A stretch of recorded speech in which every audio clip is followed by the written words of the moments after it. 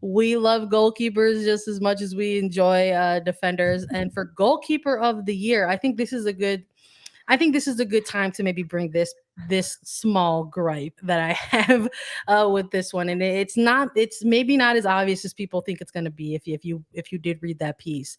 But my gripe isn't just the snub that we're going to get into, that Lisa and I are going to get into here, but something that I don't get on this one, Lisa, is that there are three candidates Why? goalkeeper of the year. Why? The question is, I don't know why. We don't have answers for that, but it is only three candidates for goalkeeper of the year as opposed to some of the other categories for the individual awards. But defender of the year, one of those, MVP, another one where you can have five selections, but for goalkeeper, it is three.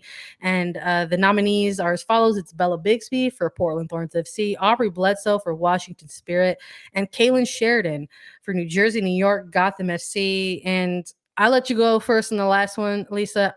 I would like to go first on this one. First things first, I know you and I were a little bit like floored that Casey Murphy did not make the cut for goalkeeper of the year. But with the candidates in front of us, the selection that I'm going with is Aubrey Bledsoe. I've just been so impressed with her performances in the back line for this Washington Spirit side. You know, we spoke to Tegan McGrady ahead of that semifinal match, and she said that they believe that their defense has been overlooked a bit this year. And she's not wrong. I think a huge part of it has to do with Aubrey Bledsoe in that back net. Had a great head-to-head battle with Casey Murphy in that quarterfinal.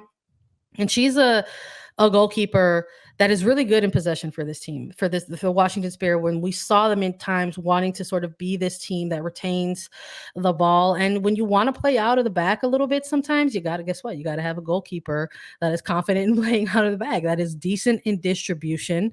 And this was a goalkeeper for me that sort of, hit all of those areas. So when I was looking at who I was going to pick for goalkeeper of the year, I thought, you know what?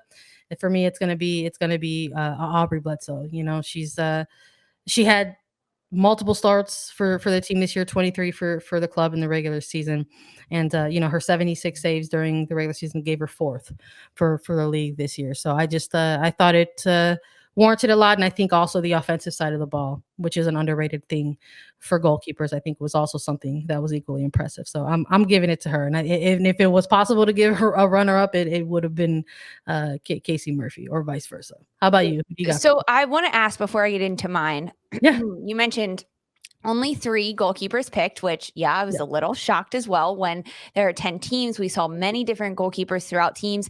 Who else would you have liked to see nominated for goalkeeper of the year? Yes.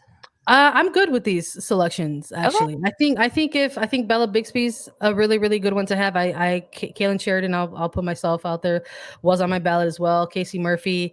I would also maybe even include somebody like an Adriana Franch. I think people during these type of years look at the cycle in front of them and, was this player available for X amount of time? Did injury play a factor? But the truth is that Adriana Franch was the goalkeeper for Portland Thorns, and she had a very good season for 2 teams. And that's the truth.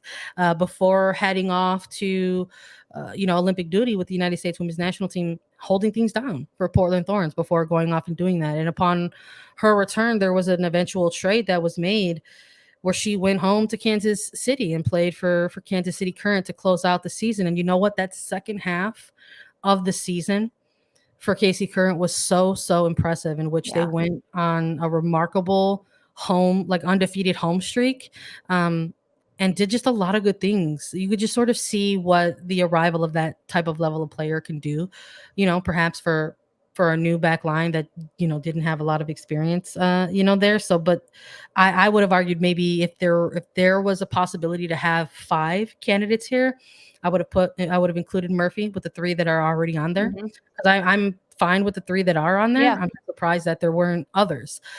So I would have included, if there's 5, I would have included Murphy, and I would have made an argument for Franch as well. Yeah, I just wanted to pick your brain on that one. I agree. Casey Murphy got snubbed and not being included in this ballot. I also agree with AD Franch. I would have made an argument to have her here as well. It's interesting, though, because Michelle Betos is another goalkeeper that comes to mind at Racing Louisville, who had a really good season individually. I mean, no, Racing Louisville didn't have the best season, but they were new in the league. They had a lot of room to grow and they had a lot of progress to make. But I think Michelle Betos actually had a great season despite everything that was happening with Racing Louisville and the team that she had in front of her. That being said, we do have 3 goalkeepers that were nominated in Bella Bixby, Aubrey Bledsoe, Kailen Sheridan.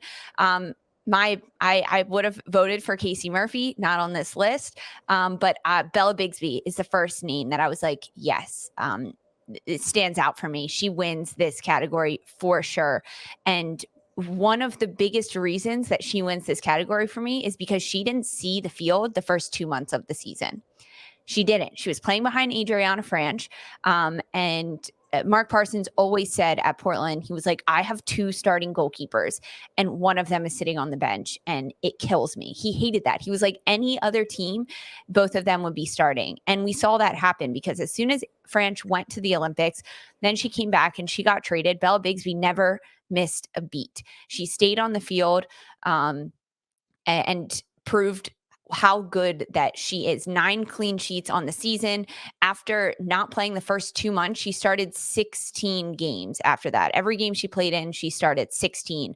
And I think that struggle of being the goalkeeper that's training so hard and your coach is saying, hey, you would be starting at any other team if you were there, but you're with us, so you're sitting on the bench, is so hard mentally. And the fact that Bigsby could continue to push through that, continue to get better every day, continue to see the field, and then ultimately get her start knowing that France was going to the Olympics and then keep it. And honestly, like force that trade a little bit because Parsons knew he wasn't going to miss a beat in between the sticks in goal by losing Franch and having Bigsby step in.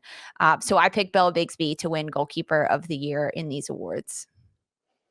I love it. I like that we're going through these awards, and like the first 2 that we do, we both agree on one, and then we sort of gave different picks for Goalkeeper of the Year. But even though we had different picks for Goalkeeper of the Year, there's still a lot of like similar energy about like, the goalkeepers that are missing and stuff like that. I mean, good I'm candidates loving it. though. Like Bledsoe's a great candidate. I think Sheridan is a really good candidate, but going to the Olympics, I think that I thought Didi Herrera did a great job. Oh my God. Yes. There's no drop off in level there at Gotham. I mean, great candidates, but we have to pick one.